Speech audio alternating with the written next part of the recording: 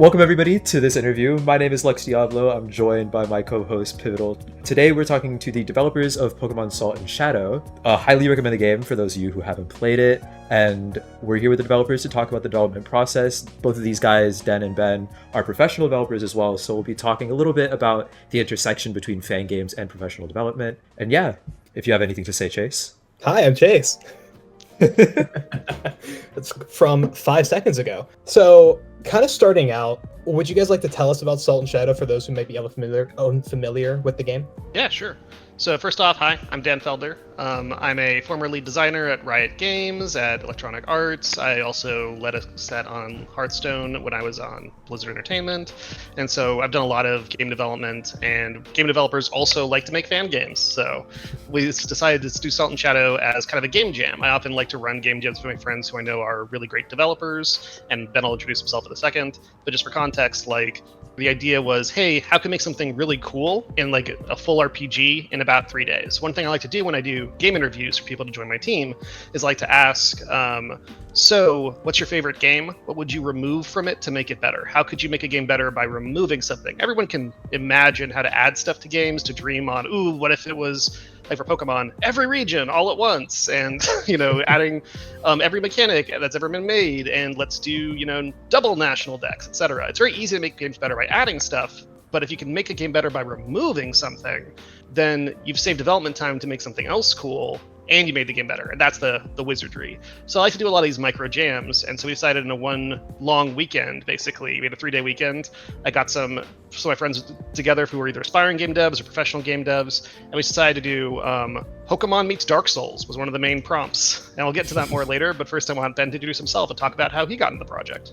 Hey, I'm Ben. I'm a software engineer, and on the side I'm also a game director for a pretty cool card game, and I got sucked into the Salt and Shadow world after the game jam happened as an early playtester, and I forced my way through lots of difficult catch rates and game crashes, and had a great time despite it all, and managed to beat the game. And I said, this is awesome, but it really could use this, and this, and you could really polish up this part of the code. And Dan said, of course, well, why don't you help us?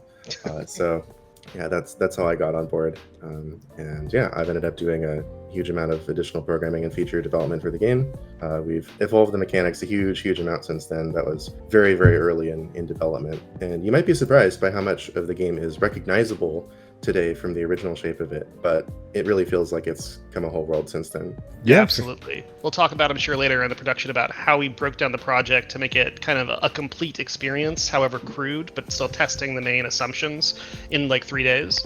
And then how we've, over the course of 2 more years, on and off, whenever we had winter breaks or something, whenever some random streamers found it, we got inspired again by watching people play it, have slowly made it better and better and better, and Ben's been full on the lead engineer since basically that first playtest. For sure. Yeah, I think it's really cool how you guys talked about how the game jam model influenced you guys to get into it. I mean, with Eevee Expo, we do these game jams to motivate the aspiring developers to get short form content out, especially because with fan games, people tend to scope really high, shoot for the stars, and it's oh, I want to like you said, include every region, every gym. And so these jams are a really good opportunity for people to condense their vision and just get something really short but sweet out. And I think specifically with Salt and Shadow, you guys did a phenomenal job with that. And so props to you guys for that. And Dan, you were talking about this earlier, but the concept of removing a mechanic in the game and using that as your design pedestal. And obviously Salt and Shadow takes an interesting approach to these mechanics. It removes XP, it focuses on explore to progress, cash to progress, and it changes a lot of things. You also implemented the card game into your base gameplay. Talk to us a little bit about those mechanics. Why did you choose to implement them? What was the process behind that? How do you think it turned out? Yeah, sure. So the main idea is that I've always sort of made fun of the Pokemon games a little bit, which I do love, and they were one of my favorite game series growing up, because they used to say gotta catch them all, but it's really gotta train a few. Because you could really just I remember hearing some people saying, oh, I'm gonna try a mono starter challenge, and I'm so just a normal run? It's for kids, if you often just have your single starter go over level and kill everything, that was very much just a normal run. That's certainly what I did when I was like 10 years old, or actually it was like 8 years old, playing the games in red version and blue version for the first time. And so what I wanted to do is really say, well, catching Pokemon and using different Pokemon, exploring all the cool mechanics and how to play with them is really, really fun. So I want to encourage that. I want to make it catch to progress. And so there's all these ways I thought about doing that, like, what if you could inherit abilities from one Pokemon onto another Pokemon so that you could build really powerful Pokemon? What if you could do all these sorts of unique progression systems that required you to catch specific ones? But ultimately, I said, all right, what's the simplest possible way to do this? How could I do this in like an hour and create that incentive? And the answer was just turn off experience point gain. Because if you cannot train your Pokemon in battle, you have to catch a higher level Pokemon to get a higher level Pokemon. Catch to progress. It just instantly solves the problem. Like, one of the easiest ways to make me want to get a Pokemon in the wild that's stronger than my current one is just higher level. So if I have to constantly catch stronger Pokemon and rebuild my team with them, that would solve the problem. And so that also ties it directly to exploration. And one of the things that I loved about the original game series and playing red version and blue version for the first time as a kid was how it really felt like you were exploring this strange world. And a lot of the guidance in the game wasn't really clear, especially on stuff like once you broke past the first few gyms. And no one was directing you to catch the legendaries for the most part. You had to go find things in the world. It felt like the game was kind of just there and didn't really hold your hand or care if you beat it. And I kind of liked that. And so I wanted to really recapture that feeling and to make it feel like we were once more in a strange, for adults at least, who are familiar with Pokemon series, to really feel again that was in this strange world, that its own rules, its own opportunities. You didn't know what you were going to find. You kept finding incredible things you never expected to find. As a kid, you didn't even know legendary Pokemon existed until you stumbled across one, or you read a guide, or you heard about it on the playground. And I wanted to really recapture that feeling. And it was really, the more I thought about it, kind of started to feel like Dark Souls. This idea of being thrown into this world that doesn't expect you to save it. And those themes bundled together with this idea of the oppressive catch to progress in various ways. So that's the core mechanic, and then there's more. Like, Ben, you might want to talk about how the statues work. Yeah, so catching Pokemon is great, and it's good to have a team in mind that you're building towards, but that's not always something that players are going to, be able to plan out, even if you, give them really detailed descriptions of what all the Pokemon do. So we give you things that are really awesome and appealing, but with a layer of mystery behind them. So as you explore the world, you'll uncover summoning statues, which ask you for a specific recipe, which we perhaps cynically call them, of Pokemon to catch throughout the world to offer at the statue to summon the legendary. And we don't even tell you what the legendary is going to be. It has a mysterious title, like the Guardian of Dreams. And so there's a mix of playing on what people are familiar with, and with getting them excited about those kinds of expectations. And more importantly, it gives you a goal to work towards. That's the really big thing, is exploring to some, hidden corner or endpoint, or beating a boss, and getting to a statue that gives you a new quest is like the coolest thing ever, right? Because you're chaining together cool experiences, you're making you feel like you found something really neat, and then giving you something else to do right away so you don't feel lost. That's the real joy in it. And we definitely want to take the experiences that people have with the Pokemon series and the expectations that people absorb culturally from it, and play with those, because that's just really fun. I really enjoy that stuff, and that's one of the things that really drew me to the project. Yeah, the sense of mystery there is a great call out. Is one of the things that we really want to do is not give players too much information up front to build their curiosity. So even for like the starters, for example, we don't say, do you want this Pokemon's Pokemon or this Pokemon? We ask them, like, entrust your fate to the Whimpering Fairy, entrust your fate to the Emblem of Treachery. And people can kind of try to guess what the Pokemon would be. If they really want to know, they can always save and, save scum and try stuff and figure that out that way. It's like the player can decide how they want to engage with this.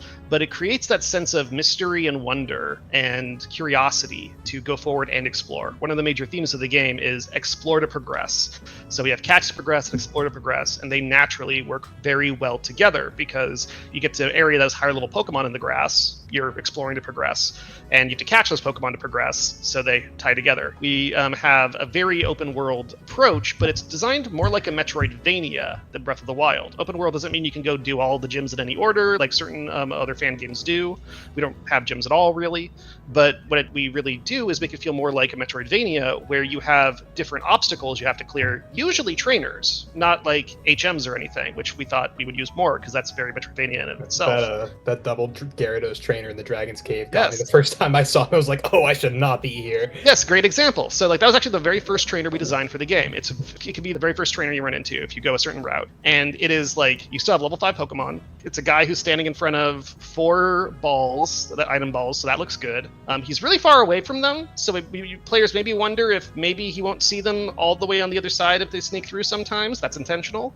And when they go walk to him, suddenly he breaks out a level like 28 Gyarados and another like level 26 Gyarados, and people are very glad that we implemented run from trainer battles when that happens. But that guy, and we'll talk about that in a second, but the reason we chose that is specifically we wanted a scary looking Pokemon that was quad weak to something. We wanted it to be times 4 weak to an element. So I picked Gyarados because times 4 weak to electric. And there is a statue just outside called the Guardian of Thunder.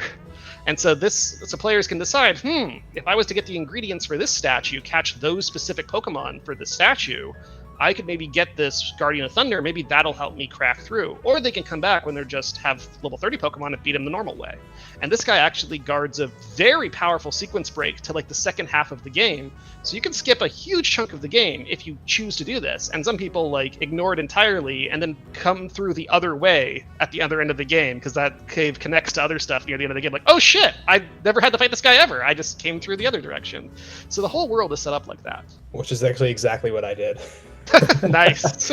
I will say, you two, like, in the rest of the team, just knocked it out of the park when it came to like the deeper exploration and themes of like you said, catch and explore to progress. Especially with the influence from the Generation 1 games, because I know the first time I saw the glitched PC cave kind of by the beach, I was like, oh man, this reminds me back when I was a kid, like trying to, do all the glitch sequence breaking, like look for the Pokegods from those little GeoCities websites back when I was younger. Like it really helped invoke that feeling going through the game.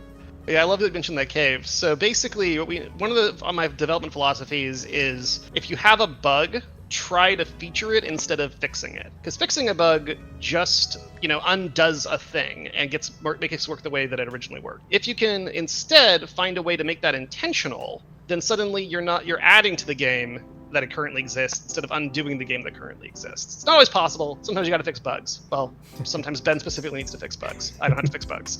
But like in this case, we actually had a cave that you could walk into. It was a normal house, and then someone had hooked up the warp wrong. So basically, when you walked out of the house, you ended up leaving like a different area than you were supposed to walk into. Like you'd walk into a house, walk back out, and you were somewhere totally different across the world. And that was a mistake. But the playtester said, "Whoa, that was so cool!" And so we were like, "Okay, let's lean into that. Let's do that intentionally." So I made this really weird freaking cave that looked intentionally broken with all these like glitch errors to help tell players, "Hey, this is intentional. We know that there's going to be a glitch here." And then when they leave, they're in a totally different location. And so that just throws people for a loop, makes them wonder what the hell's going on. And it also layers with this theme of constantly surprise players. Players should continually find things throughout the whole game that they don't expect to find. They should think they understand how the game works, and then some upgrade should happen that lets them totally rethink of the way they play their team. They should think they've seen everything in the world, and then it's like this dark, depressing thing, and then they find something hilarious. Or even, like, as you mentioned earlier, they think this game is pretty, all about catching Pokemon, steadily rebuilding teams, exploring different directions, treating the world like a puzzle box, and then they find a whole, like, side quest with this giant card game that turns into this 6-hour tournament thing that's very cozy and has all this dialogue, right? Everything in the rest of the world has been very sparse and almost no one ever talks to you. So we really wanted to create the sense of players are constantly curious to explore more, and they're constantly wondering what the next reward is, because there are so many interlocking reward systems that you always just want to play a little bit longer once they really start getting into you about the mid-game. Yeah, I think it's really interesting how you guys mentioned like the iterative process of playtesting, specifically like with the bugs. Like I think if you ask any traditional developer like, oh, what do I do when I encounter a bug? Obviously the answer would be to fix it, but like building and expanding on it is really interesting, and I like how you guys mentioned that. So I'm almost curious, with that like playtesting design philosophy in mind, how you guys approach that catch to explore mentality, because I feel like in Pokemon games a lot of people go in with like, oh, I want to catch these specific 6 Pokemon, and it becomes really difficult to like let go of the Pokemon that you've had previously. So I wonder like what that experience was like in like your playtesting phases and your prototyping. How did that go? Ben, you're the first person who experienced it like unvarnished. You should probably talk about this. Yeah, a lot of finding paths to carve through the game is working backwards like Dan said, building the Gyarados trainer as an obstacle, which requires a specific key, and then guarding that key carefully, right? So there really aren't early electric type Pokemon that you can use to surmount that challenge without doing the specific statue recipe. A lot of the iteration was just about like, watch how far you can get going one direction, and then see how the player experience changes when they go a different direction. So we really wanted to encourage the player to explore multiple paths in sequence, or rather like interwoven, right?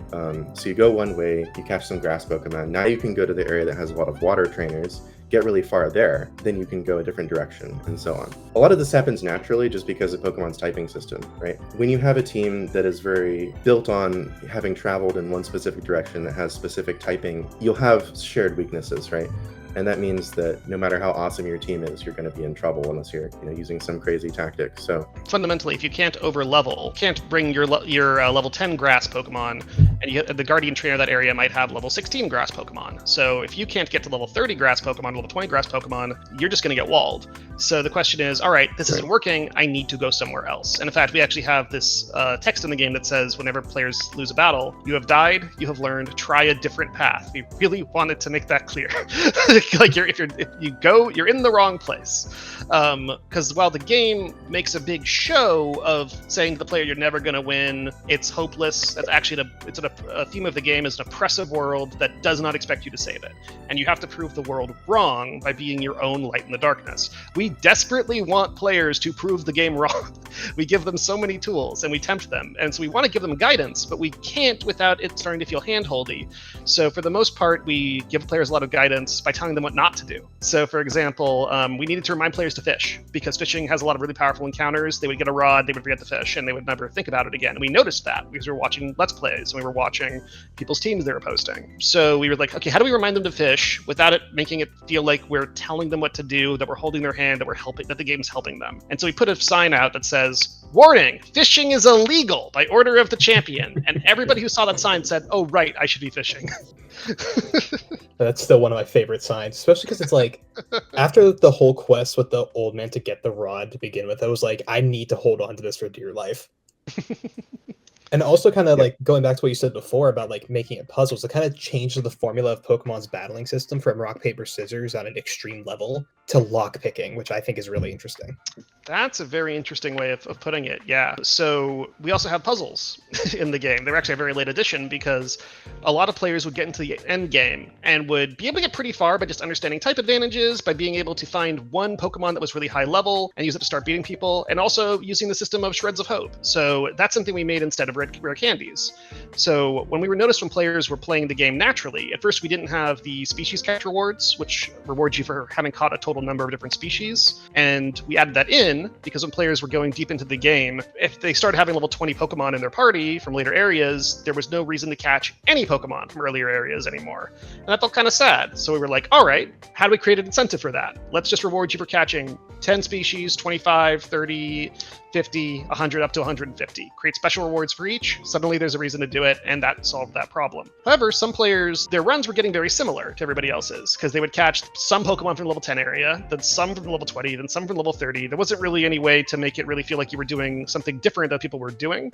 And some people really get emotionally attached to some of their favorites, and they want to bring them along. One reason we can give legendaries as early as like level 8 in the game, if you get the right stuff for the statues, is because the level system naturally makes them fall off. You might have a level 20 Guardian of Thunder, who's a very powerful legendary Pokemon. I'll spoil it for anybody who's watching. It's a Zapdos, so that's good. You can get that really early in the game, but it's not going to ever gain higher levels, so it falls off.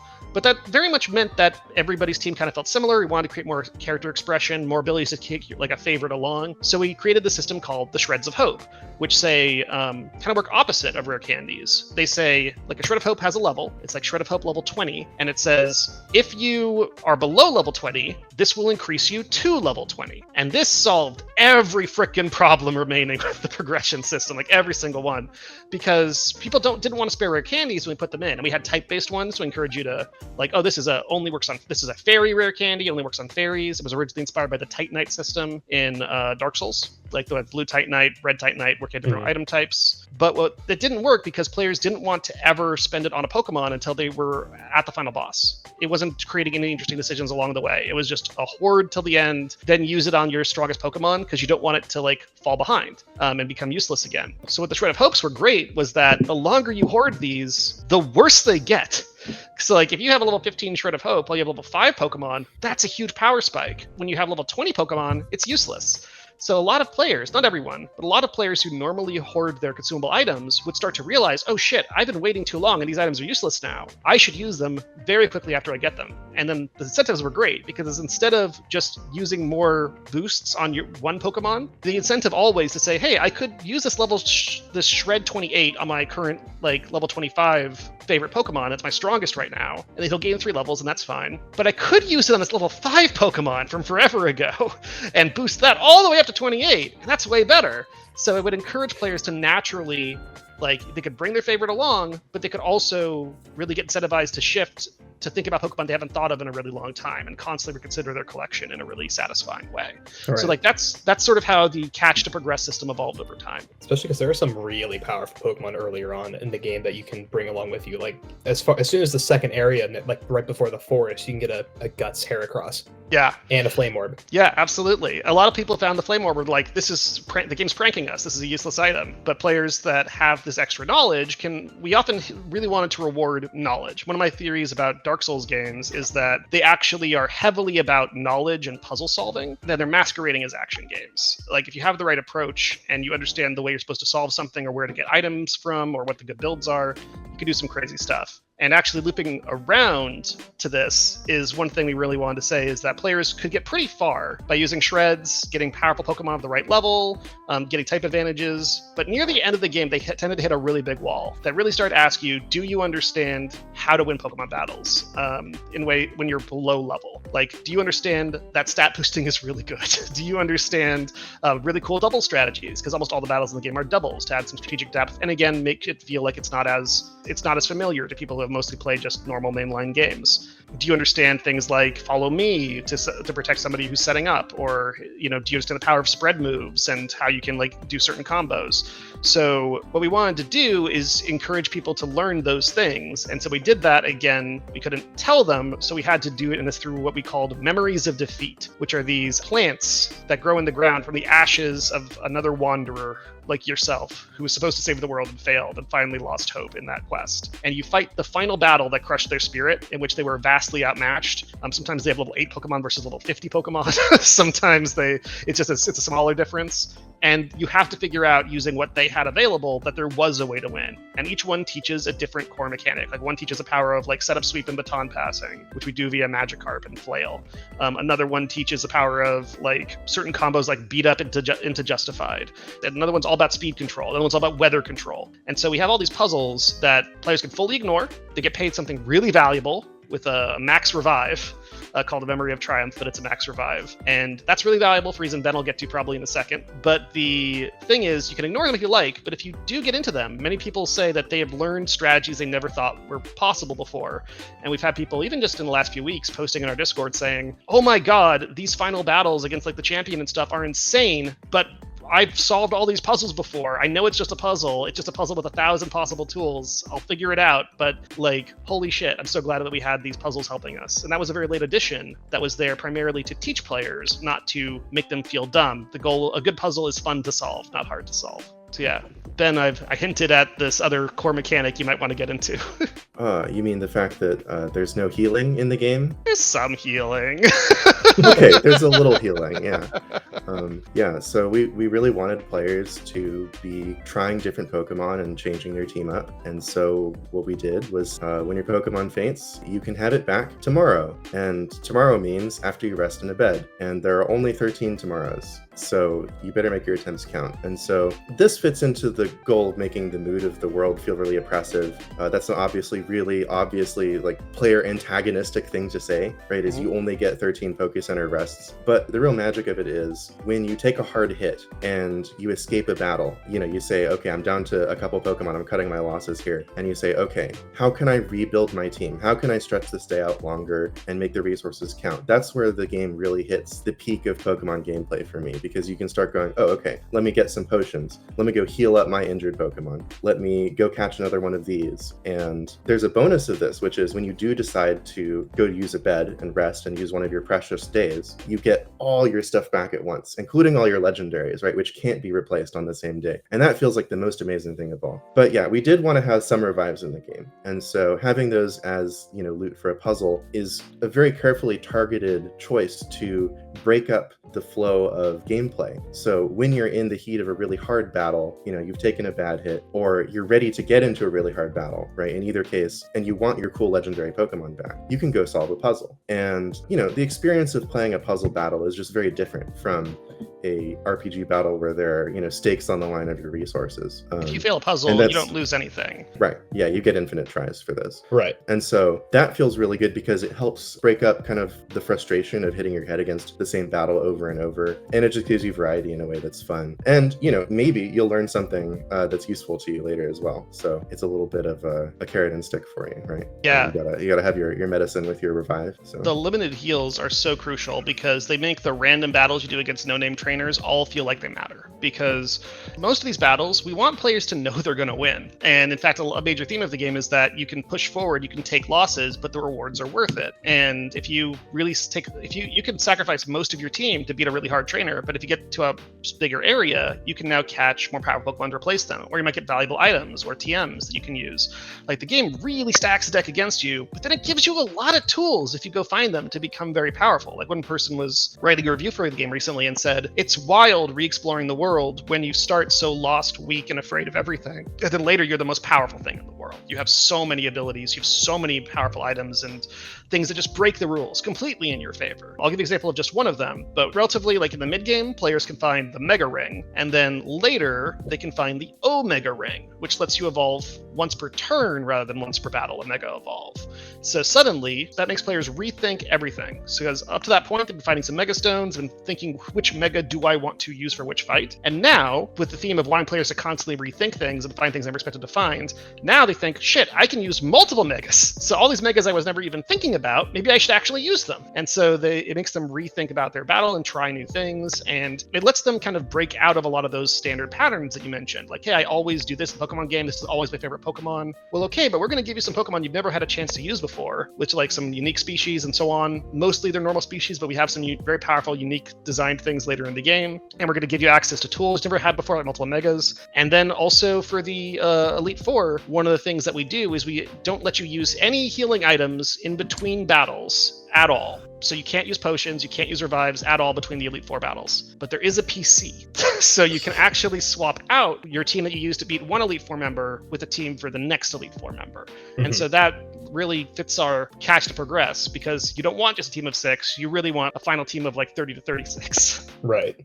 You got to be ready for that. Yeah, and a lot of that, like, knowing that we wanted to incentivize you to have multiple teams comes from just experience with character collector games outside of Pokemon. If you look outside of Pokemon at like the character collector RPG industry, especially with like mobile gacha games and stuff, they all have a set of solutions that they use for this, and almost always it's you want multiple teams. You want a team for this thing, you want a team for this thing, you want a team for this thing, you want a team of this type. And so yeah, we wanted to give you, elite members that ask very different things of you in quick succession. And this has really resonated with players. As soon as they realize that, oh, I should have 4 or 5 teams, right? Sometimes this switch flips in their head, and they go, oh, I'm going to sit down and lab the entire thing out. I've got my notes here, I've got these Pokemon in these areas. And the wildest one of all was this just incredible, it was incredible to watch on the live stream, 6-hour brainstorm session that was just meticulously planning every single detail of their final team. Yeah, and it's like, that's not gameplay. That's someone really enjoying the game without touching it. Like, it's kind of amazing to see. I've definitely been humbled at every step of the way by how much of a good experience we're able to give people. When setting out to make this out of a jam game, we expected it to be a pretty short game, and it's come out not short at all. There are a lot of really great ways to engage players, and a lot of that has to do with our methodology of making things economically, right? The Omega Ring is a perfect example of that, because that took me like maybe 10 minutes to implement.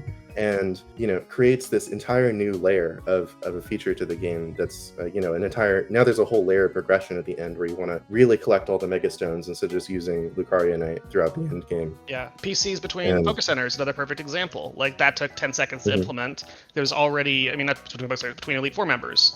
We just added a little connecting room between each one, put a PC there, copy paste, and suddenly we had to retune the fights around them. But it actually made building the fights a bit easier because we knew for sure that whatever tool we asked for players, it was reasonable for them to have it. So like, we could make fights really sharp and crazy that you might really want wide guard for one, or you might really want another thing, and then we can put it. But we also, it's want to make it clear, like, the game is supposed to be extremely hard and but it's not supposed to be hard to make you feel bad about yourself. It's intended to be hard enough that you have to actually think, focus, engage, care if you lose Pokemon, and play accordingly. But there's so many ways to make it more forgiving for yourself.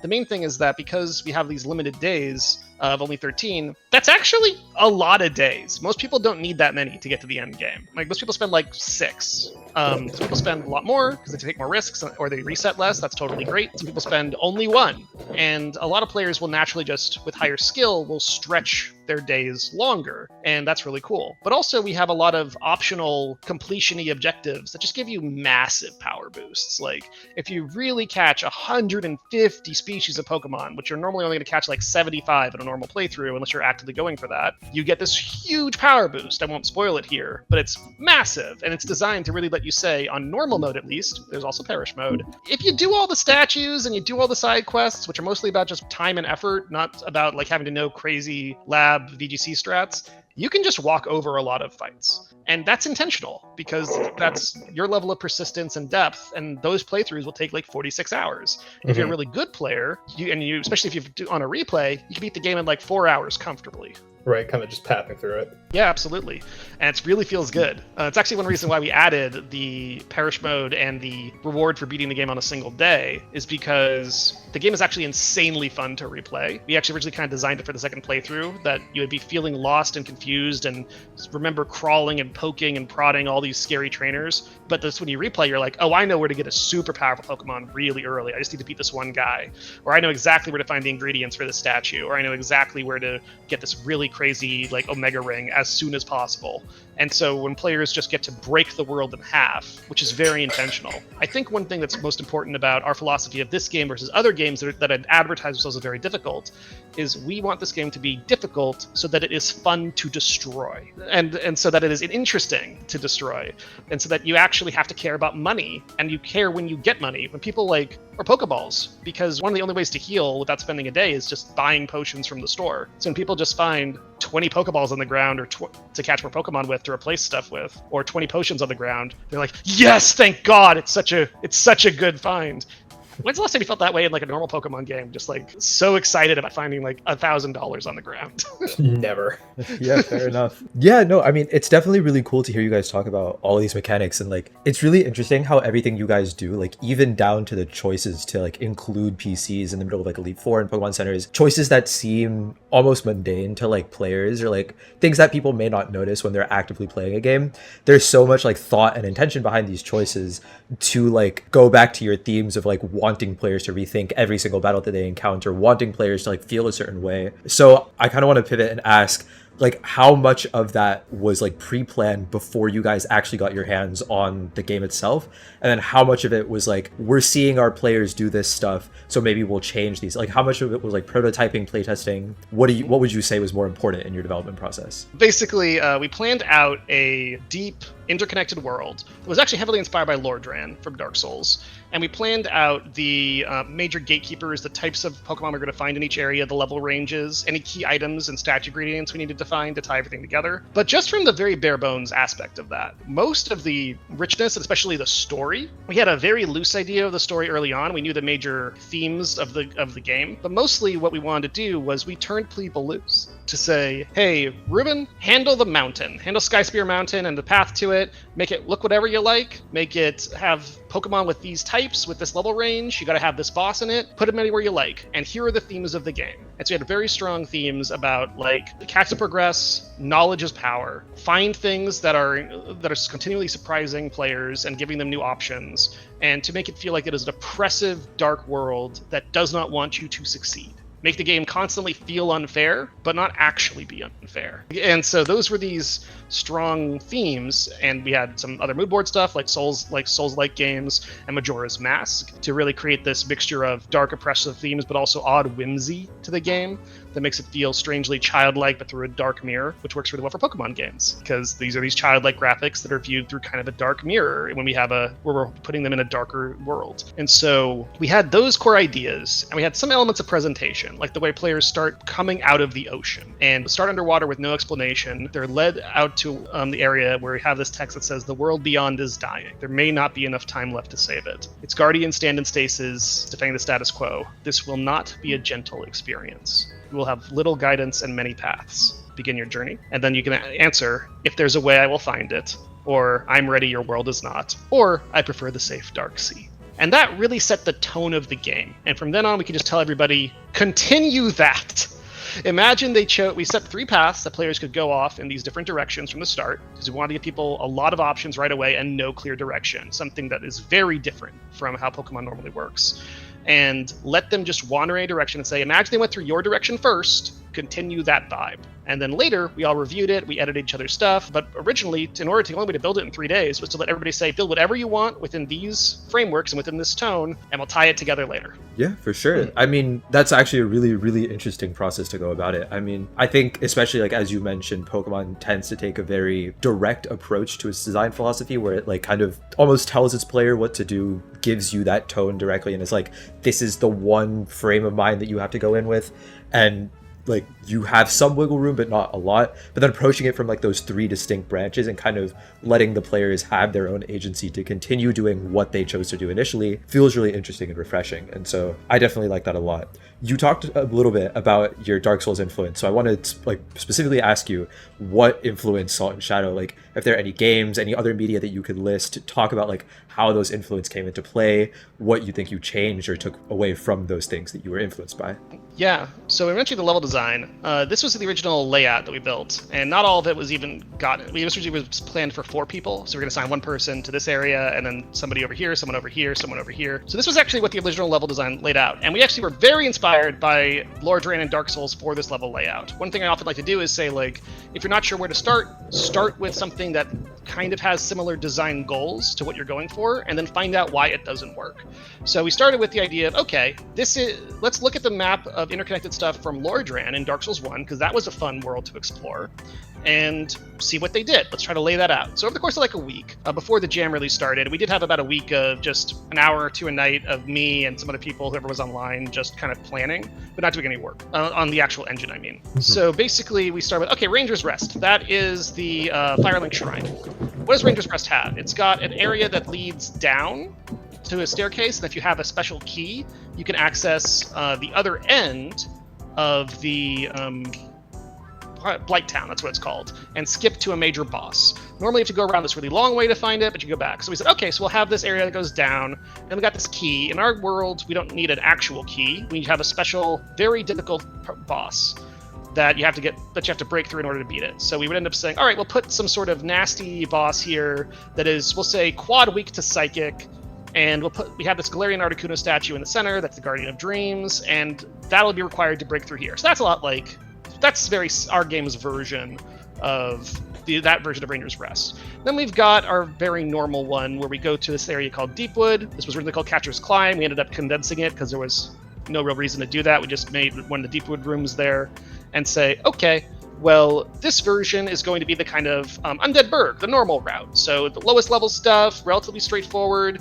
You go all the way through Undead Burg, you eventually get to the Undead Parish, and that you eventually get to like Blight Town, and so that's sort of, we get to this Fever-Thrown Jungle, which has the other stuff in there. And so that's why we have this route here. And then we need another route. We need the one that takes you to the catacombs. But it'd be really cool if this one led to the other Bell of Awakening equivalent. There's 2 major Bells of Awakening in Dark Souls you have to ring. And so we decided we would do that, but we would do it these 2 powerful upgrades so that you could fight the champion at any time, but you're really not going to beat the champion with level 15 Pokemon, so you get these really powerful things that will supercharge your team's levels and give you these powerful buffs. And when you get both of them, you're pretty much ready to take on the champion. So that'll be kind of like the Bells of Awakening, and that'll lead this other path that takes you this direction. And this isn't literal. We made it work for us instead of them, but that's the logic that we started with. And that's also, you can notice the Gyarados double battle, the idea of here's a really hard, crazy thing that you can try to beat to move onwards from there. And we had this idea of going straight down to the old shrine that we ended up calling this the Shrine of Silent Gods, that has the 3 statues attached to them. And this sort of is how we ended up setting up this logic. And this is where we started really breaking. It no longer really looks like Dark Souls between this or this other stuff, but that's how we molded from that original set of interesting choices and routes into something that would work really well for us. And then the idea is that the champion would be up here. Now, during the jam, we had a lot of technical problems. We minimized a lot of them in a really satisfying way, because while we had a lot of technical problems, we were able to keep things relatively straightforward through a thing we'll talk about in a bit, but we had to cut some stuff. And so we said, all right, we had somebody drop, we had a lot of technical problems, we're going to cut this whole area, and just instead of this whole final area called Steelgrave, we're going to put just the champion right above Ranger's Rest, fight him whenever you want, we'll call it Journey's End, and I put a single champion battle in, just for you to fight him, so there was an end to the game. Later this got expanded to a whole Elite Four, it had a lot of energy put into making these really unique battles, but at first, we needed an ending to the game. So these original areas after the first 3-day playtest, we had the whole map set up. No trainers had any dialogue, because I said just say ... no one talks in Dark Souls, we can add dialogue later if we want it. Ended up adding a lot, but first thing, we just needed a complete game where you could go get stuff at different levels, a map that interconnected, interesting choices about where to go where, get the upgrades, fight the champion. That's what we set up. And what's cool is that even though a lot of the trainers were actually bugged after the 3-day thing, and if you talk to them, they would crash the game, there was so many routes and options that the game was still beatable. And when we noticed that people like Ben were still actually trying to beat the game, despite running into glitches and errors and bugs, they still kept pressing onward, even though the game was literally looked unplayable. We were like, okay, we got something here. We got to do something with this. Yeah, no, I think that's It's like the game fighting back against you, quite literally. Oh, yeah, exactly that. Yeah, one of many, many, many things that went wrong that we chose to lean into. I'll just leave it at that. Yeah, absolutely. As far as inspirations go, obviously we've talked about the Souls franchise a lot. In particular, Dark Souls 1 is something that has a very special place in our hearts. But we also take a lot after similar games like Sekiro, which was very informative for how we structured things like the ending and storytelling later on, and Bloodborne, which has a lot of really great environmental and mood stuff, as well as esoteric hidden secrets that you can dig out, which is always something I love. We're also talking a lot about Hollow Knight. That's something that comes up a lot because it takes a lot of elements of inspiration, similar to how we do, from Souls games, from Metroidvanias, and then puts a whole lot of polish on top of that, right? Hollow Knight's just full of just a ton of great, player-friendly features, lots of stuff to discover, multiple layers of things to dig into. Something else we talked about a lot that might not be as obvious to players, at least until we mention it, is Pathologic. Pathologic is an inspiration for a lot of the kind of appearance of open hostility that we have in building the world in the game, as well as the day limit, of course, which is a big part of that, as well as many other elements, some of which are more spoilerific than others. Yeah, we can't talk about some of them, but I think the Majora's Mask, and Pathologic especially, are really worth calling out. The Majora's Mask as well, because one of the things is how do you create something great with what you have is a major theme of our design. Not with what you want, but what you actually have. With Majora's Mask, it has a similar design problem to solve. Whenever I try to solve any design problem, I recommend, at least this is what works very well for me, and I think it works well for everybody, is to ask, okay, what is the exact goal I'm trying to accomplish? And let's find some games that have similar goals. similar goals to what I'm trying to do. I want to create as specific a goal as possible, like this exact tone of saying a tone of like a somber tone that's serious, that makes you look at something that you felt familiar in a new way, something that feels like it is because we're doing it. It's a Pokemon game where we have Pokemon assets. Like, what is a game that has bright, cheery visuals, but managed to use them in a more serious, somber way that made you rethink what you already saw and preferably didn't like mind that you've seen these assets before. We didn't have a sprite artist at the time. Now we are getting to work with a great one. Ether's really sweet, and she's been doing some great stuff for this cool Moon DLC, especially. It also glowed up a lot of the other parts of the game and have some more unique characters. But at the time, we didn't have any of those resources. We didn't have fans who wanted to help. So what we did was we said, okay, how do we make something? What are other games, other projects that have made something special that matches the tone we're going for out of reused assets, basically? And Majora's Mask is the perfect example of that. It's a beloved, critically acclaimed game that was made incredibly fast. Good, you want to make things fast. And was made with the assets from Ocarina of Time, beloved Zelda game, and made something new and special with them. And it did that by renaming characters using the same models. Sometimes they rhymed with their previous functions, and it felt like an interesting commentary. It felt like going through the looking glass, and that these new characters kind of rhymed with the previous ones. That's what we did. We took Sabrina and made them a character called the Will Breaker. And they're not Sabrina from the Pokemon series at all. They were just a character that uses that sprite and has that connection. Our Dragon Master uses Lance's sprite, but their name is G, and they have their own deep lore within this world. They just happen to use Lance's sprite. And people really resonated with that really strongly. They really picked up on that in like the Let's Plays and in the commentary threads we saw, and saying that they really liked this. Somebody actually said like, hey, well, maybe this is actually supposed to take place after Gen 1, and that it's actually maybe we're in Kanto. And people said, I really hope not, because this is so much more interesting. when that fan theory came up, I'm like, yeah, you're not. It's fine. But it was really interesting to take those themes and to have like the champion and say, let's add something new to that. And let's add new layers to what the champion is. And in this world, they're this oppressive dictator-like force that is in charge of the world, has overwhelming power, and is not hesitating to use it. And one of the constant refrains in the game on every sign you seem to read is, the champion will reign forever. Like I'll say, remember, only authorized trainers are allowed to catch more powerful Pokemon, the champion will reign forever. Or something like, remember, the best trainers and the best Pokemon share a special bond. They all obey the champion. And this theme is just driven over and over into the game until the champion, though he never shows up, becomes this incredibly oppressive force. And so the player feels they have this para relationship with him right up until the end when we finally meet him, and he has no idea who they are.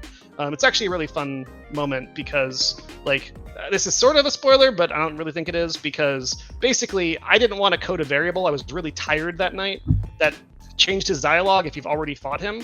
So I just had him say, if we've met before, forgive me, I don't remember weaklings. And I'm like, great, I don't need to write another dialogue tree now.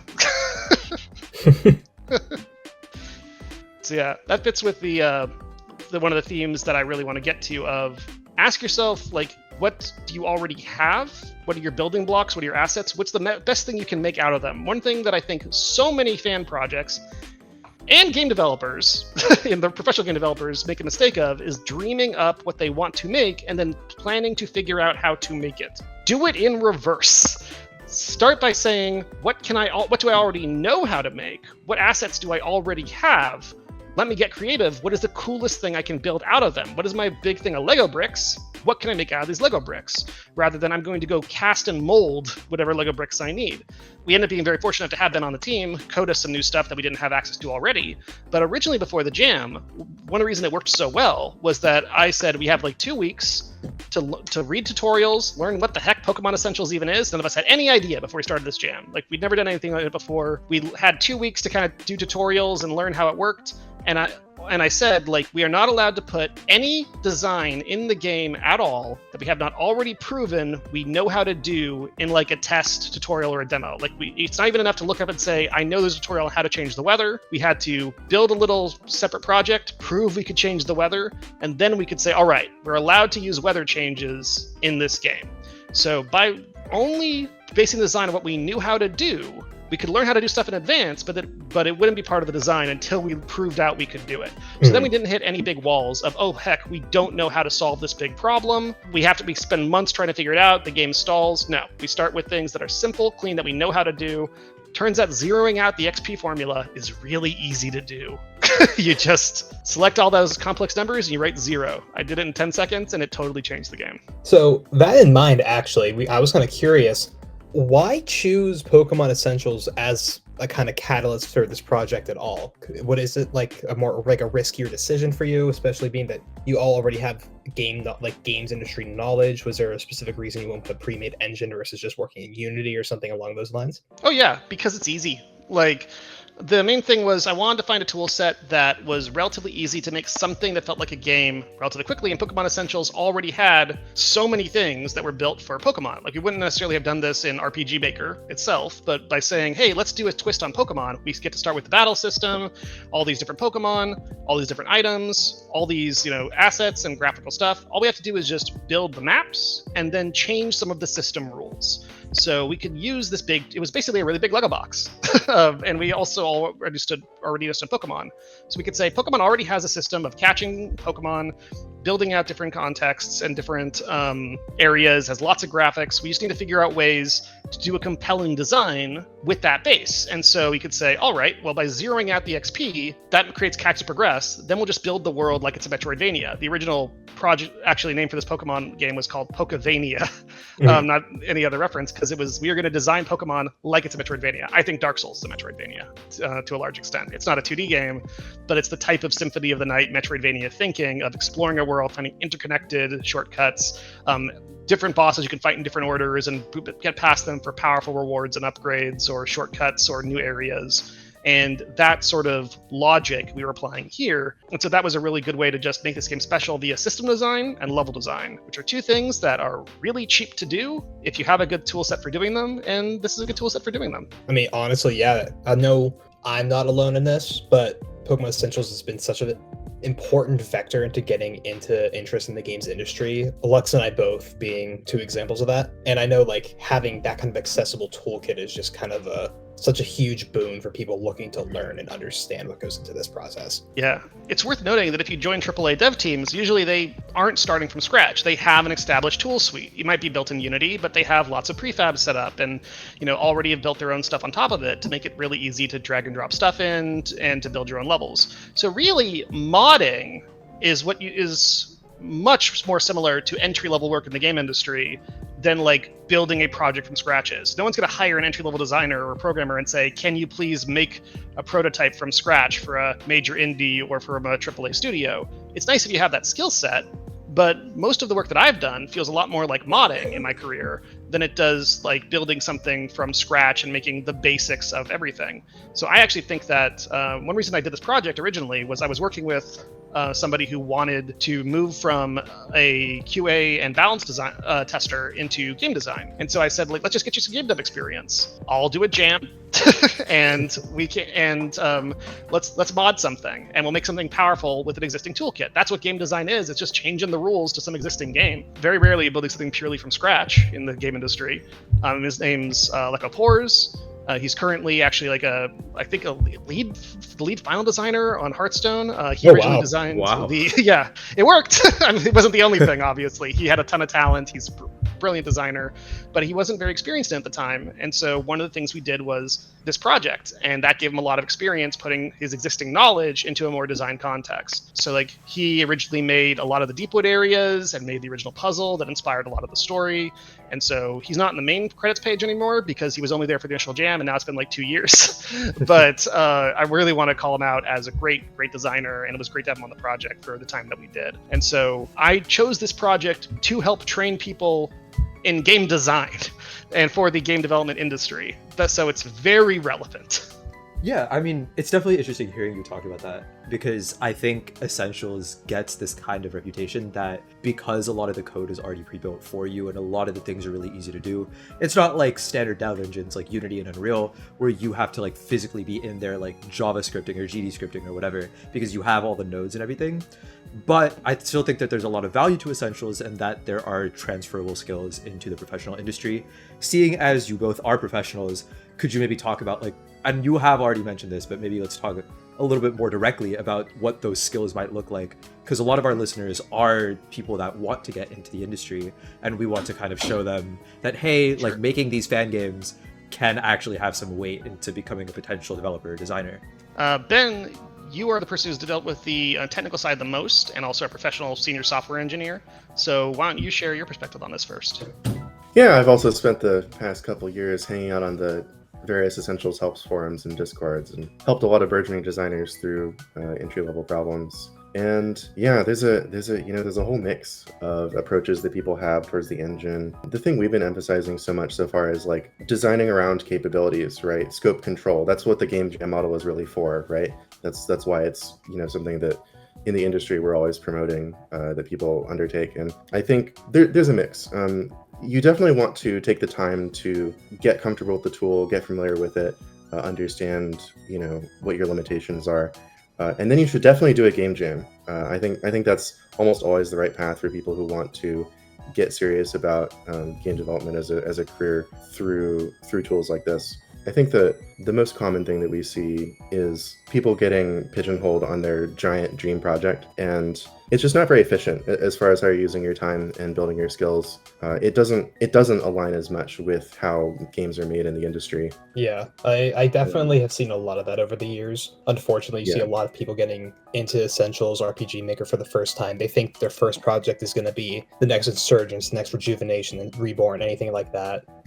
And they end up getting a very hard lesson about scope check. Yeah, I do think Essentials provides a really, really nice on-ramp to get your hands dirty with programming in a way that I've seen very, very rarely. I think, like, for me, growing up, like, the software Game Maker was a really big influence for me. And one of the things that clicks in your head at a certain point is that all the stuff that you're dragging and dropping can also be coded, and that really opened up a whole world of possibilities that I explored and led me down the path of career software engineering. Essentials is very similar, right? We've got the drag and drop system for eventing, and those also all have code equivalents. People always want to modify things in the system to like, for example, if you want to implement a system like our TMs, where you can use a TM on a Pokemon matching type, there's a place to look in the code where you can go do that. It makes it a lot more real and tangible to take a behavior that you can observe in a game and then be able to turn around immediately and peel into the code and edit that yourself. You can find out how did someone else do it, and that also is interesting. And then how can I adjust that, which is, it gives you, I think the on-ramp is a really good word for this. The idea that, like, okay, I already know that something's possible. I want to tweak it. Let me explore how they did it, try to learn how they did just this one thing, and I can start to mess with it. Like, for example, here's a types of, I think the most important skills you can learn in any game dev project are figuring out what your goal is and how to accomplish it with the tools that you have, or with the smallest amount of effort to accomplish that goal. Like, that is why I've been promoted a lot, is because like one of the things that really impressed, for example, someone at my previous job before I came in as senior designer for Legends of Runeterra and I became a lead designer, was that one of the very first things I did was I looked at the feature set they were planning for something that would ultimately become like the major, most popular mode in the game. And I looked at that feature set and I saw that there was a lot of stuff they were doing that didn't seem like it needed to be done. And I figured out a way I made a proposal to actually cut like a bunch of the stuff we were planning on building for it, because I figured out a way to do more with less. That we could build like 1 or 2 features that were solving the problems of like 4 or 5 crucial goals that were previously building like 1 feature per goal for. And so I ended up cutting like half of the scope from a major portion of that development time, and the game got better because it was simpler for players to understand. There were less individual features, and we were able to make more content than we would have otherwise with the saved time. So there was a lot more game than we would have existed otherwise. And so that's the type of magic that a good designer can do, is that they can save you time while making the game better. And then also that time gets spent on other things. So that's great for indie projects. The biggest thing I highly recommend, because every single person overscopes their first projects, no matter how many times anyone tells them not to. It always happens. Happened to me, happened to Ben, happens to everyone. The only way to get through it is just to get through it. And the best way to get through it fast is this. It's also what we did for this project. Set your first playtest 2 weeks from when you start working on the project. When you even think about start working on the project, really. Set the first playtest for 2 weeks. Schedule it with your playtesters. Find some people to playtest your game. Say, I'm going to ask you to play for 15 minutes, and then you can keep playing until you get bored. And then get just 15 minutes for those people in 2 weeks. You will be amazed at how that deadline cuts your scope.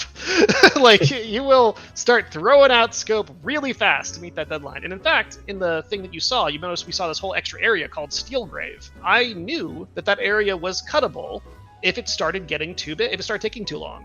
We actually had originally Cradle Isle, the game was going to be the first island of 5. Because we thought, hey, it's pretty fast to make maps. I'm making maps relatively quickly. It won't take that long. Turns out it takes longer than I expected because we started angsting over, like, how not just is there a forest here, but how does it look? You know, is this, like, let's get the sight lines really good. It took longer than I expected. But I knew I could always cut those 5 islands down to 1 island if I really wanted to. And so I built the game to be collapsible in scope. Until we collapsed until we hit a thing we could actually accomplish. But the main reason I could do that was I built with that in mind, and then also we had our 2-week deadline. And then it turned out we didn't need any more. We knew we could continue the game up to level 100 because you can always ask people to catch more Pokemon at higher levels in this game. But we already had like 15 to 40 hours of content, and we didn't really feel like we needed more vertically. It was just cool to have more themes and more story weaving in horizontally, which is why we're adding the special DLC. Another thing I highly recommend is, like, using some dev processes, relatively basic ones, to prioritize how to improve the game. Because once you have a game that's working, even if it's just 15 minutes, ask yourself, what is something I could do tonight in like 2 hours that would make the game better than it was before those 2 hours? Like, and what is something I could do in 1 week that would make the game better than it was last week? And then you just keep doing that, and you will start to improve. Like, we built really shitty battles for our first pass to get the game ready in 3 days. Cool. We just threw stuff to them. Wild movesets, doesn't matter. All the Pokemon you could catch the wild had the default movesets as well. And we started saying stuff like, okay, let's make a few really cool, interesting gimmick battles so that players have some variety here. Let's revisit the wild movesets of the low-level Pokemon, because they all have Tackle and Bite, and this is kind of dumb. Like, let's give Bulbasaur Solar Beam in the wild. Let's give Clefairy a interesting boosting and reflect set. Let's start making those catches more interesting. Very easy to do. Took like a little bit of text file editing, made a huge difference, and we started prioritizing that. Here's actually, this hasn't been kept up to date, but this is an example of the Pokejam tracker that we did. So basically we have everything we can think of to make the game better is written down. Anybody can think about it, and then assigned to a priority based on pretty much what that person thought was fine, and then we can challenge it later. Ultimately, I was the person who ended up setting the priorities, but usually there wasn't anything to argue about. You need somebody who can make the call, or a way to agree to make the call, because you don't want to spend a lot of energy arguing about whether to do something. You just want to do it or not. Another good rule is if it takes less time to argue about whether something's worth doing than it takes less time to do something than it does to argue about whether something's worth doing, just let the person do it. A lot of stuff's happened that way. But you can see that we have these priorities, and they're broken down by how little effort it takes and how much the impact is.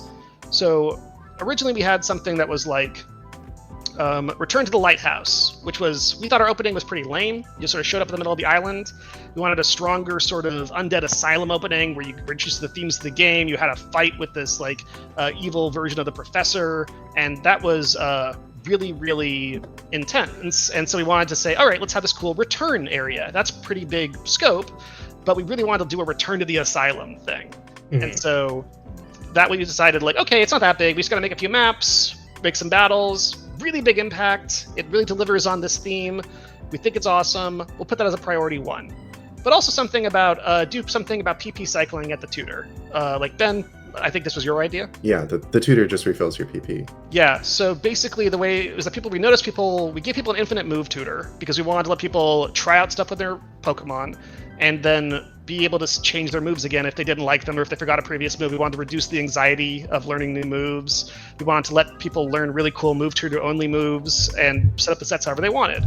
So some players, because you can have limited healing, were using it to forget a move that had 0 PP, replace it with another move, then relearn it to refill the PP. And we thought, oh, that's really cool. We like that players are thinking to do this. This is a clever way to get an extra edge in the game. Love it. But it sucks to actually have to go do that. So we'll just say that the moment you get there, we're not going to ban it. It's cool. We're just going to say the moment you talk to this thing, you refill all your PP. And so that was the easy solution that solved it. And it was very low impact, very high impact for very low cost in quality of life. So it got sort of priority 1. Something down here in priority 5 would be something like thinking about the post-game remove champion, add boss rush, turn to daytime, like different like optional things that are maybe cool ideas, but are probably expensive. And we don't even have a good idea whether it's going to improve stuff. Minor quality of life things like make fossils revival not require an empty slot, so that way you don't have to have this extra thing where you go to the PC to pause the Pokemon and walk back. There's only like 4 fossil revives in the game. It's a minor quality of life fix. Doesn't like cost a big thing to have to just go walk to pause the Pokemon to go get that slot revived, but it would be nice. So it's really, really low. So once you sort these things, just get them all out, and then you start knocking them out by high priority and focus on whatever's easiest, like day to day, week to week. And eventually, you just kind of decide to stop, and then the game is done.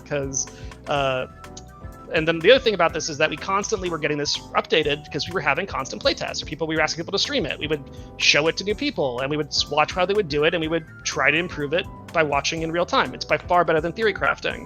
One of my favorite phrases I tell dev teams all the time is, if you think your game is finally ready for playtesting, you waited too long. You need to be testing long before you think your game is even remotely ready for playtesting, because you will get important data. Things you think are bad will actually end up being good and be part of your identity. Things you think are good will actually, and that you're basing your whole game on, will end up not being exciting, and you need to fix that soon before you build too much on this flawed foundation. Right, kind of getting your ideas and your plans reined in before you really start getting into the meat of them. Mm-hmm. Absolutely.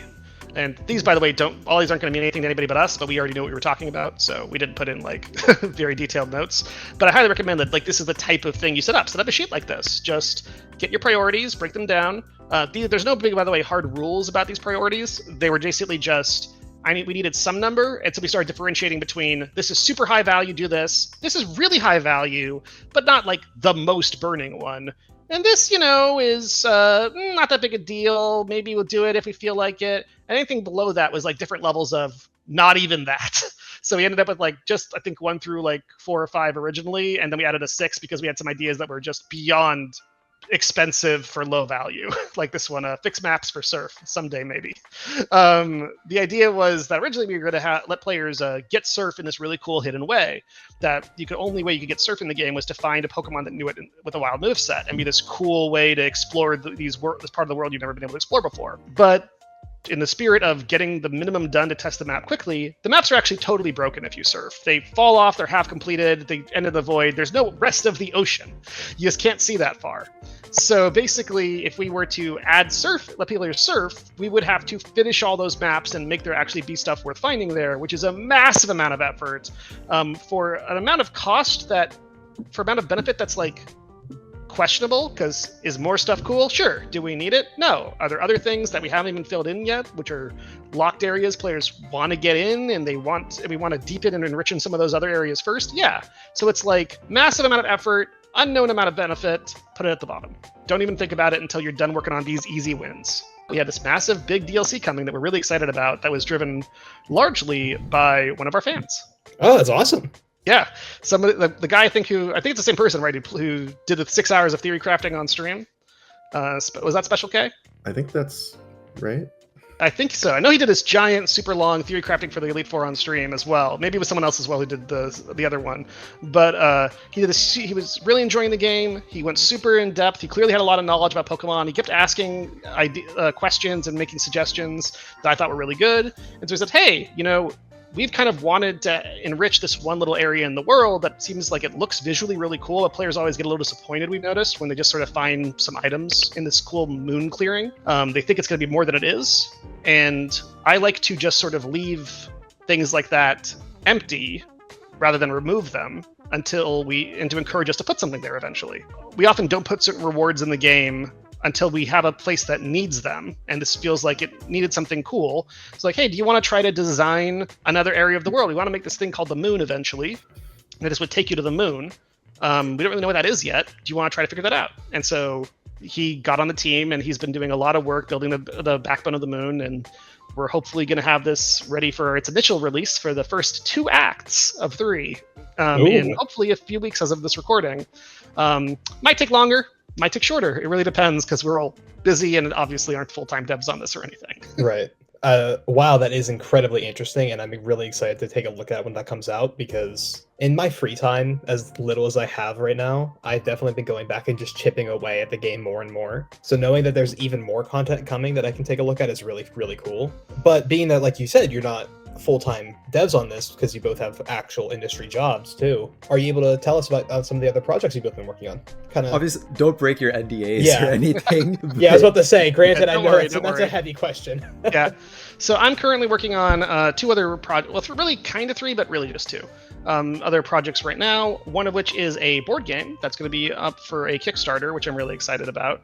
I'm working with an existing dev team, and I can't talk too much about that publicly yet. It's not under NDA. It's just wanted to make sure that that all comes out together. But it's really excited. It's a really unique board game. I will say it ties to some of my favorite stuff about card games and some of my least favorite stuff about war games that I'm trying to fix.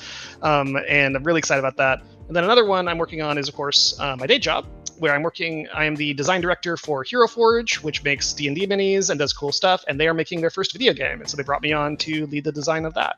So I am super excited. Can't give any details, but it's fun. I'm really excited about the systems. I'm really excited about the combat and the core gameplay, and I'm having so much fun on that project. And then I'm also doing some consulting for random people that are doing some interesting stuff because, I like talking. For some reason, people pay me to do it sometimes. That's really, really cool. Actually, because I've played multiple tabletop campaigns. I have my first ever Hero Forge figure sitting in my car right now. Nice. What was it? That's awesome. Yeah. It is he is a half orc monk. That was Way of the Dragon. Cool.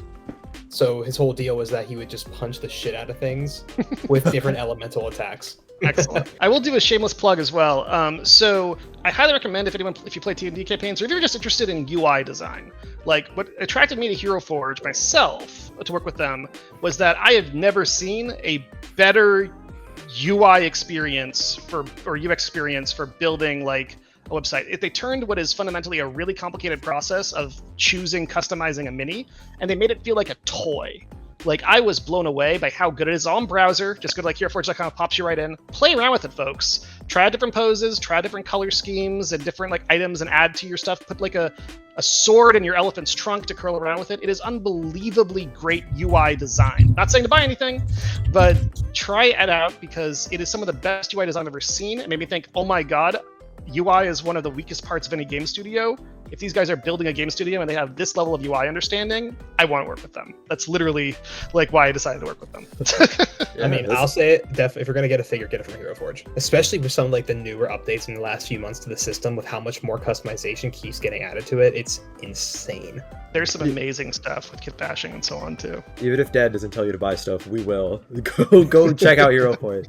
But Ben, is there anything you can tell us about what you're working on? Yeah, I don't have as much stuff to plug. I'm pretty busy as a full-time software engineer, my game development is mostly hobby projects on the side like this. And Salt and Shadow is definitely the biggest and most ambitious of those. But right now I'm also working as a game director for a game called Infinity Wars Classic, which I was brought in as a card designer for that and ended up picking up a lot of responsibility. That's with an Australian indie company called Lightmare Studios. And that's a game that's existed for over 10 years at this point. So it's really a different experience coming in this late in the game and trying to, looking around the room and being like, okay, what can I do with this, right? What we have right now. But I just really like card games. My background and how I got into game design was from card games, and so I thought that'd be a fun challenge to take on. Yeah, for sure. So, I yeah. mean, it's just really cool to hear about what you both have been doing. I mean, it's nice to know that like a lot of our like developers on the other side of Eevee Expo are very like hobbyists. Like a lot of people don't even really have anything to do with game development like directly. Like personally, I started fan game dev when I was like 13 years old, which is crazy. Nice. Like Yeah, I was there like 15. Yeah, so I mean, like we'd be like making games and going and doing our algebra homework, but like it's really cool to see that like people that are genuinely involved in the industry and doing all these cool things also like have taken an interest in fan games and can like acknowledge and recognize the values of game dev from that perspective. Yeah. I will say straight up that like modding is game dev. It's the exact same thing. One of the best ways to actually game dev is just to change the rules to a board game you don't like. Try to make Monopoly fun, and don't do it by adding by adding a bunch of stuff. Add it by just trying to change the rules and see if you can make Monopoly more fun. People like making fun of Monopoly. Cool, improve it. So Make Monopoly worse by adding taxes. yeah, you could totally do that if you wanted, and then just do that but in reverse, make it fun. So the so the core idea of how to make games better is most game design after the very first playtest is improving an existing game. Modding is all about improving an existing game or doing new things with it or doing creative things with it. That skill set's super valuable. A lot of people like tell me like, well, I'm not a game designer or I'm not a game developer, but I make like these modding games, and I'm like, no, you're a game developer, you're a game designer. The only bar for game designer is you are designing a game and or have designed games that you sent to people who were not you and they played it. Doesn't have to be for money or anything. There's pro game designers, there's pro game developers who do it for money as their main career, but everybody who does fan games has my absolute respect because we're all doing the same stuff. Some of us are just a little bit further on the road than other people here. We started asking, what are people liking about the game? Can we do more of that? So we originally only had planned 5 statues, an initial statue, 3 statues that require the sacrifice from that one statue, so it's kind of like choosing a starter again, and then an endgame statue that was really hard to get. People liked the statues so much that they desperately wanted more, so now we have like 13 statues or something, because they were so cheap to add. You just add another Pokemon, put some items on it, and now people have this whole extra hour of catching quests to play with. Yeah, it's literally just like a copy-paste edit that adds so much more gameplay. Absolutely. And so yeah, you might have a lot of cool ideas, but do these easy things first. See if you can accomplish them with that. Yeah, I mean, having yeah. reusable systems rather than disposable story events is one of the key things that enabled us to make a finished game. And that's something that I think is just, if you wanted to distill a little soundbite to tell fan game devs, it's like maybe just have fewer cutscenes, right? You get to see those once. They take a lot of time. It's a thing a lot of people get pigeonholed on. And having rich game systems like collecting Pokemon, exploring, those are things that scale a lot better. Yeah, and our game is not worse because we have almost no cutscenes. Our game intentionally has been commented on that you have to go out of your way to discover the story. Someone, a French PokeTuber, made like an hour-long lore video analyzing the lore in our world in a Svati Video Soulsborne style. It's so cool. And I watched. It's really cool. I watched the whole thing with subtitles on because it's all in French, and it's an amazing video. And he delved deep into the story because it doesn't just hand it to you. Now, our games with lots of cutscenes, great, absolutely. Can you do it without them and still make something great that is even narratively compelling? According to our players, you can, and according to many Souls players, you can in other games. So the question is, if you're spending your time there, you're not making something else. So, and even in our game, which has a really big narrative focus now with a lot of intentionality, we got the whole game world working first with nobody saying anything to you, just with ... dialogue whenever you talk to somebody. And we got all that working first, and then we kept saying in our prioritization, if I add a cutscene here or add a little bit of a conversation here, there's only a few in the whole game now, is that worth my hour of time? Or should I improve the level up curves for the whole game? Should we add this catching reward system that enriches the whole game? Should we add 5 more statues that will enrich so much exploration in the game? And only once we had this whole game smoothed out, more interesting, more compelling, any change that would affect the entire experience, we did all those first. And once we ran out of those, and the game was already fun and already good, then we started saying, okay, now let's add a really cool random event where you challenge a haunted fountain. Let's add a really cool, like a character that, tells you fishing stories and moves from place to place like a Soulsborne NPC. And you can create a little bit of a connection with them. And those are only 10 minutes of total gameplay and they take a long time to make, but it's okay because the rest of the game is already built. It's a fully built ship with no leaks, and now you can start adding decorations. Yeah, for sure. I mean, it's really cool seeing like all of this stuff. And I mean, when you came into the whole like scene of fan game development, were there any games that you had like heard about previously? Any games that like maybe like drew you closer in? Like any notable fan game projects that like you maybe want to talk about? I'm not sure if there's anything there, but We're not super versed in the fan game scene. Even to this day, a lot of the ones that we hear about are ones that players recommend us. They're like, oh, if you like this game, you might like this fan game. It's like, great. And, hanging around the scene, of course, I pick up pieces here and there of, what's popular, what's good. There's some big names that I now know of. But, taking the time to play games while making games is also really, really hard, once you get to this point. Yeah, I think at some point I had heard of Uranium. I was not aware that it was an Essentials game. But the one I really want to highlight is Pokemon Tectonic. So the folks at Pokemon Tectonic gave a lot of input and help to us early on in the development process, especially before I was on as programmer. And they've got a really cool thing going on.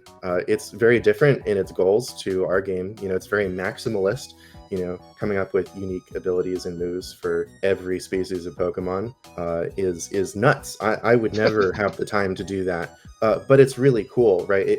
And it comes from a lot of the same design philosophy that we like to showcase here, right? Which is everything has, a purpose. There are ways to express yourself. There are lots of, cool things coming from, familiar Pokemon and places and things that don't really have, an existing purpose in the main franchise. So that's something that I think is worth mentioning. They have a similar approach to difficulty as us in certain ways, where there are, longer gauntlets that you have to fight your way through.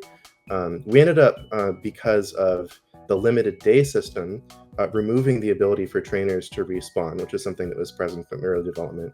But that is something that's still in Tectonic. There will be a checkpoint and then several trainers you have to beat in sequence to get to the next checkpoint. Yeah, that's the point I wanted to raise, is that it's a really good way to accomplish the same goal with fewer things. So once we added the days system in, a lot of the stuff that I thought we'd have to add just kind of melted away because the day system already made every battle you fought interesting, even if it just had filler Pokemon, because you wanted to beat it with minimal damage.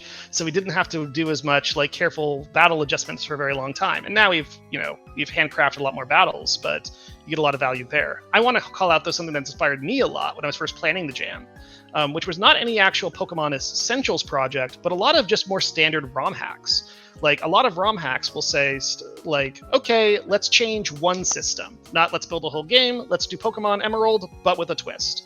Like Pokemon Emerald, but you lose XP instead of gain XP. Or Pokemon Emerald, but it's a roguelike. That one's way more different. But everyone knows Emerald Rogue and so on right now, and Poke Rogue.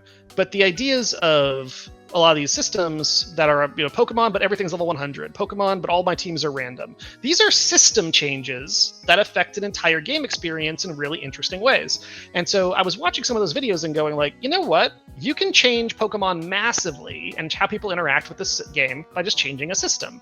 And I knew that already because I'm a game designer and I'm a system designer, so I knew that you could do that.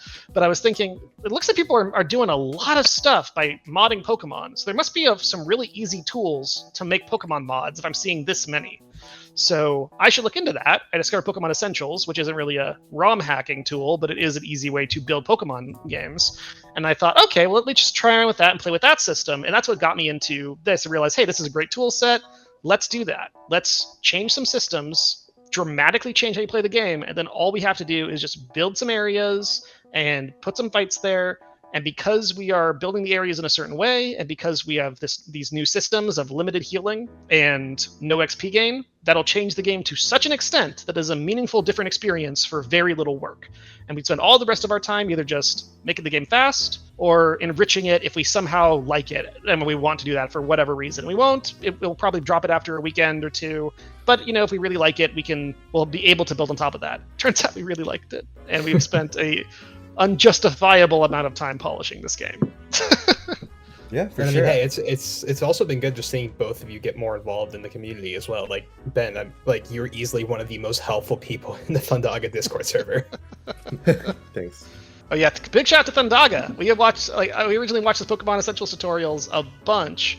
And playing the jam, and mostly I just said all right, I treat it like a skill tree. It's like he's got a tutorial on how to do this thing. Okay, I guess we'll try to do that. And it's one reason why, by the way, One last thing I just thought about. People have often asked me about, who are Pokemon Essentials devs, like how real game devs solve certain problems, and I'm like, so a lot of the clever hacks that people end up doing are very similar to what we do. I think my favorite example of this is when we're building the card game quest, which was this type of crazy thing I often do in projects where I think of a way to take an existing resource and use it to build something massive relatively cheaply. Like we ended up putting this whole 6-hour card game side quest, which could be its own standalone game, using the core triple triad stuff, but with new special rules that Ben coded in to make type advantages matter.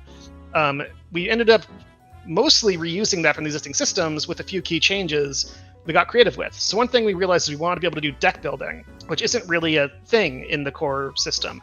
Like you can make you've all the cards in your collection in the, at least out of the box version we were dealing with at the time, are just, you either pick randomly from them or you have to pick the exact hand of cards you want at the start of everything. So I wanted to do a deck where you had some randomization time to time, and then you could change and edit your deck, it wasn't your whole collection, because picking before every battle is a lot of clicking, and you always make the same kind of best decision based on whoever you're facing. So it's kind of a speed bump, but getting random cards from your collection was also unusable because I didn't want to risk you collecting a card that made your decks worse on average. That would be awful. So I wanted to add deck building and a card binder in.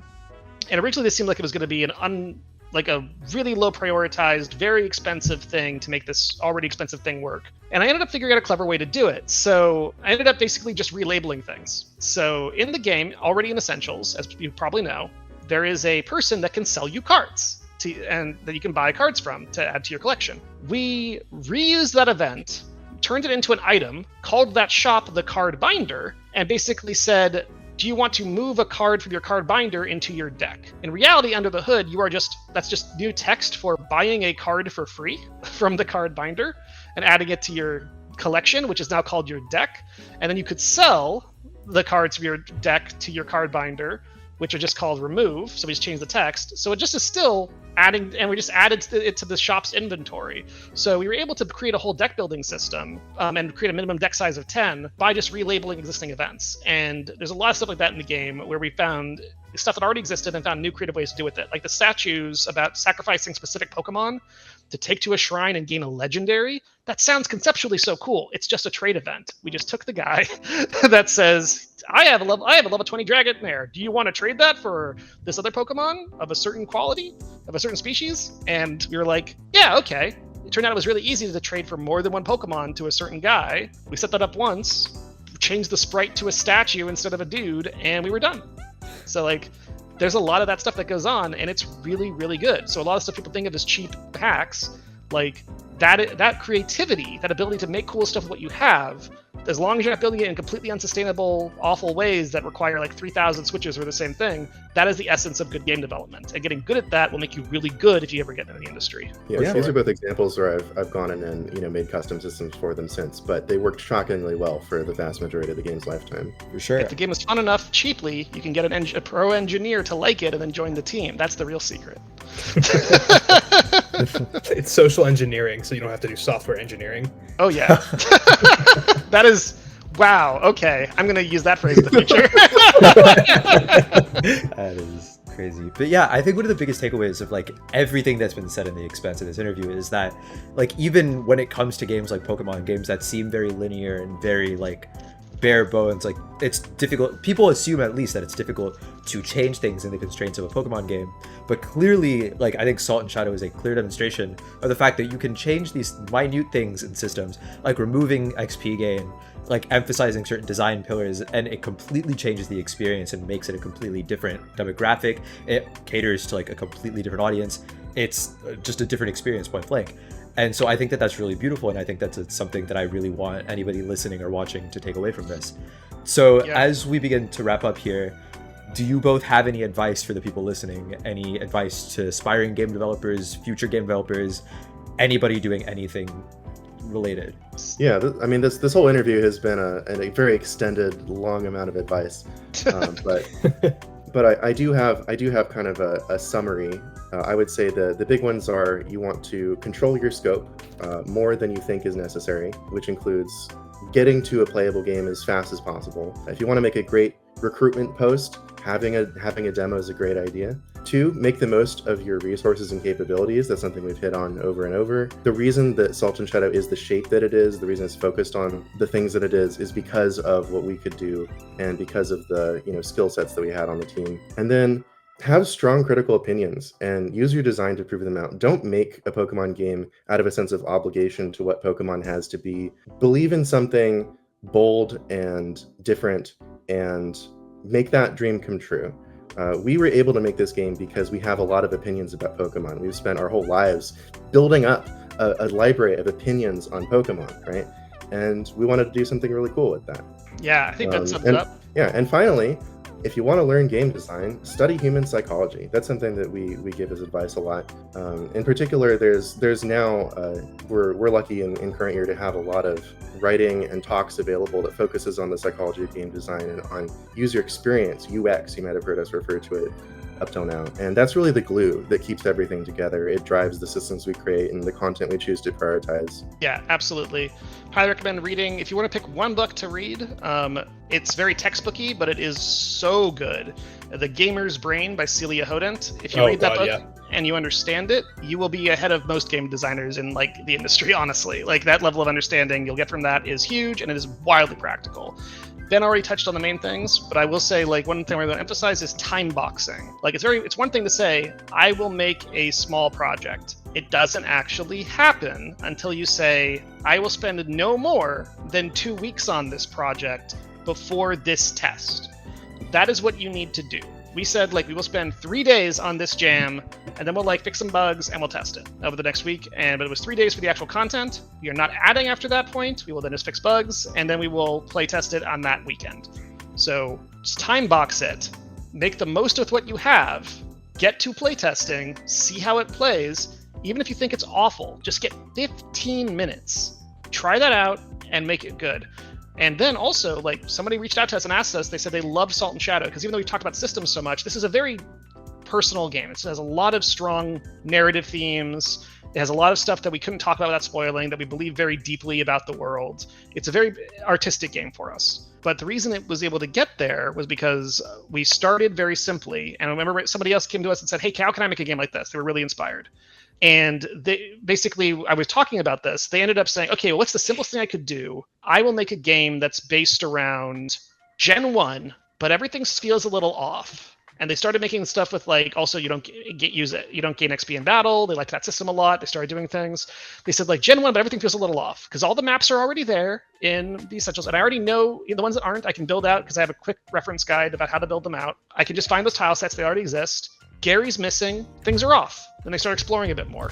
I wish I could remember the name of it, but they built a little demo. Yeah. What is it? Yeah, thank you for bringing that. That's Retrograde Red. We should definitely shout them out too. Yeah, Retrograde Red. It's very compelling. It's super good. They made just enough for a demo, and people want them to make more. I don't know if they'll have time to, but I hope they do. And that's go check that out. And that was intentionally made to be as how can I make something that people are already familiar with that I won't take me long to build? How can I make that interesting? So by changing the systems, by changing the narrative premise, because that's really cheap, and then start to build out from there. And then they did, and it's very strong. I'm definitely going to take a look at that. I actually just pulled the tab up for myself. Nice. Yeah. Cool.